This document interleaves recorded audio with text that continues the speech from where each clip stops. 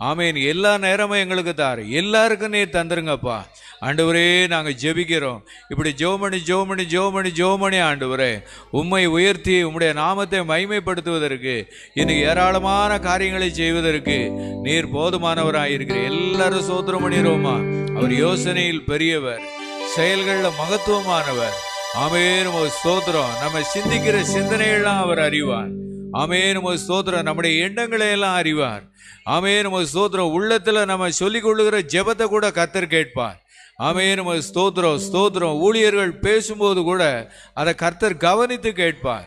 ஆமென். ஸ்தோத்திரம், ஸ்தோத்திரம். எல்லாரும் ஸ்தோத்திரம் பண்ணிடுவோமா?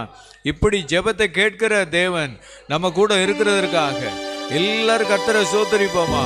ஜெபத்தை கேட்கிறவரே, மாம்சமான யாவரும் உம்மிடத்துல வருவார்கள். இந்த 2025 ஆண்டுல கடைசி கால அபிஷேக ஜெபத்துல ஜெபம் பண்ண வந்திருக்கிறவங்க எல்லாரையும்